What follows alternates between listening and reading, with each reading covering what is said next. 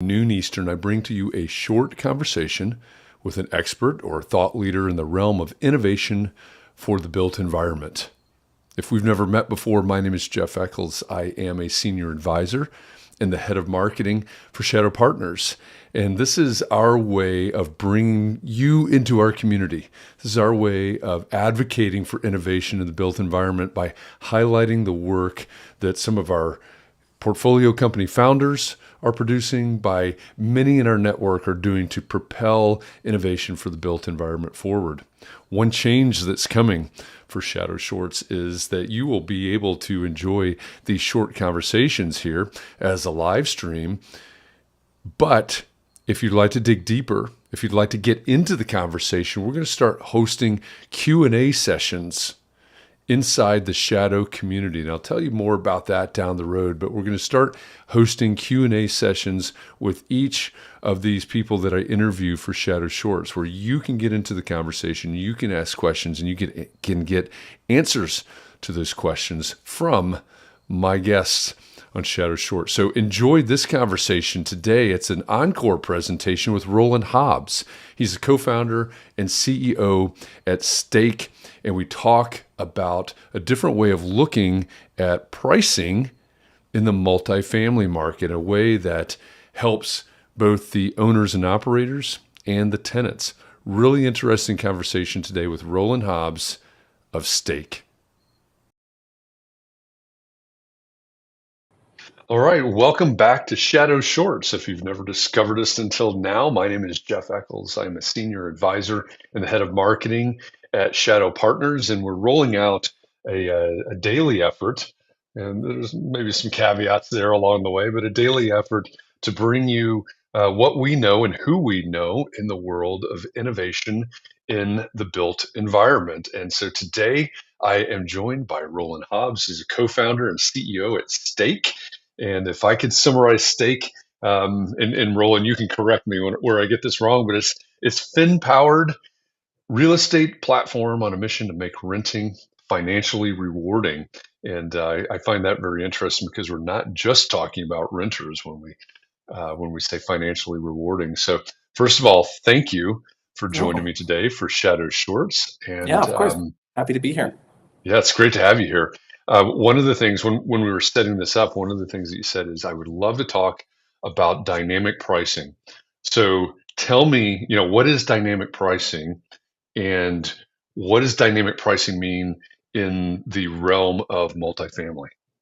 Dynamic pricing responds to the market. So tools like AIRM from RealPage, YieldStar, LRO, all these are tools that help you price a one-bedroom, two-bedroom studio in a multifamily based on what demand is in the market and other factors that may be coming in. So to put it simply, price goes up, price goes down, is where multifamily and dynamic pricing sits today. And it's the way that multifamily decides how to go to market and what they're going to price based on seasonality, what they're going to price based on location, and based on demand of that particular property. Okay. So that sounds like a real advantage when it comes to recruiting and retention of tenants. So if I'm a multifamily owner and I'm thinking dynamic pricing, okay, how do I keep as many of these units filled as possible? Does it also have an effect, or I guess positive or negative, on the tenant side? Well, this is the challenge, right? Like there's some real pressure at the moment saying it doesn't have, this is a lot of folks say this is what's caused prices to go up, and a lot, even current DOJ investigation around dynamic pricing, saying, is this a way to be able to artificially set prices high? Because it doesn't have to do with the residents who are coming in. So it has to do with what the people down the street are pricing at, and in the market, and how they're pricing and trying to optimize yield as much as possible. Now, good or bad, that is just one facet of where dynamic pricing can be. The other part of dynamic pricing, which isn't taken into account today, is things like economic vacancy, right? Like Okay. if you end up increasing the rent so high, Did you end up getting people who couldn't renew, getting people who couldn't pay the rent? So are you getting a reduction in propensity to pay and stay? So yeah, I think dynamic pricing today doesn't take into account the resident, and that's not great for the resident, and also not really great for the owner. Well, sure. Yeah. If I have open units, then that's not, as the owner, that's not a good situation for me either. Right. So, when you're looking at your work with Stake and what you've created in the app, and I say you, and I know one of the things you're going to say is, well, we've got this big team. Exactly. But I guess the royal you does how does dynamic pricing, or does dynamic pricing come into play in your work? So I started out personally working in the world of hospitality in loyalty and rewards, where the Okay. pricing of your promotions, same thing in airlines, same thing with Amazon Prime, the pricing of your promotions is directly tied to your pricing. Okay. So you don't separate those two. It'd be weird to kind of have a sale at a hotel without considering who you wanted to come into that hotel. You want your best Sure. customers Sure. to come in, not just anybody coming in, because you can actually get better retention pricing over time. Multifamily today just takes the price goes up down. Hmm. So at Stake, we're incentive optimization. So we look at the promotional side. How much do you need to get the renter that's going to stay, that's going to pay? And there's all this work that goes into multifamily to underwrite, to kind of be able to say, like, is this a qualified renter to come in, income, making sure they pass a credit check. But that doesn't fundamentally tell you if they have a higher propensity to pay or stay. But if you do the right promotions, you can do that, right? So we do cash back, and cash back is a way to be able to get a dynamic promotional tool. So we work really well alongside a revenue management tool, but we think that there's a missing component, that when you're pricing dynamically, you want, think about two knobs in front of you, one where the price goes up, down, and the other where your promotions go up, down. And you're more powerful when you have two knobs rather than just one. Okay. All right. That makes sense. So you've explained a little bit about what Stake is and how it works. Let me back up half a step. Why did you create Stake? Well, I think that there's a couple things that happen in the market. One, renters are really struggling to be able to create savings, to be able to get something back. The common phrase of, I feel like I'm throwing money out the window when I rent. Of course, owners and operators would disagree with that. They would say, you're getting quite a bit, but you're not throwing money out the window. We put a lot into this property. But that shows that there's a misalignment of incentives here, right? That the perception on one side doesn't meet maybe the reality on the other.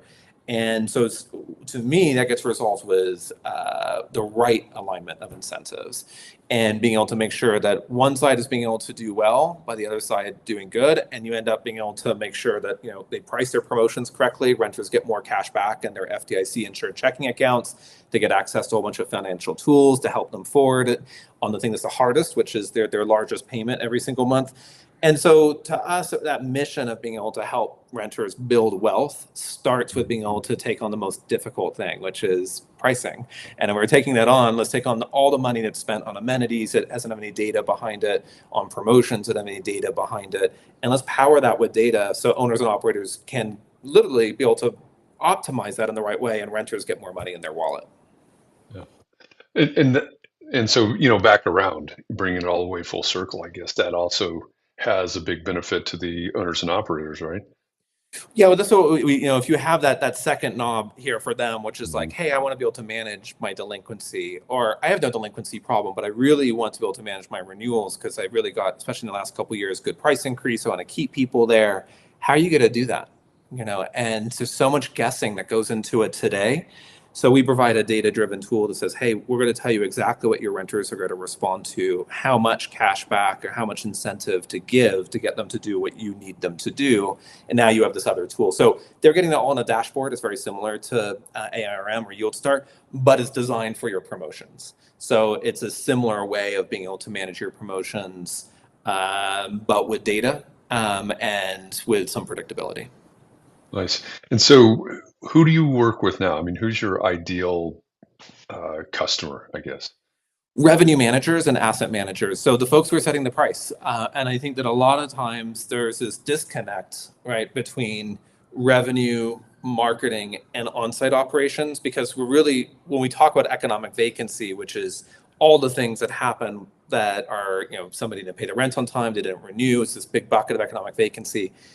That kind of at its core is like we couldn't get the renters to do what we wanted them to do. They didn't pay the rent, they didn't renew the lease. So it's an action, it's a marketing action.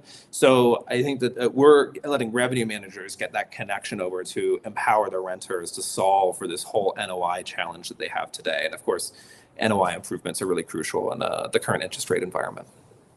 Yeah, well, yeah, that's a big question these days too, right? Yeah, really good point. If you want to know more about Stake, put the URL down in the bottom left-hand corner there. Stake.rent is where you can go. And of course, right now you may be watching us on LinkedIn or Twitter live, or you may be watching recording on YouTube or somewhere else. Rowland is really easy to find on LinkedIn and all the socials, as well as myself. If you want to know more about Shadow Partners, you can find me, connect with me on LinkedIn, or go to shadowpartners.co. That's our URL.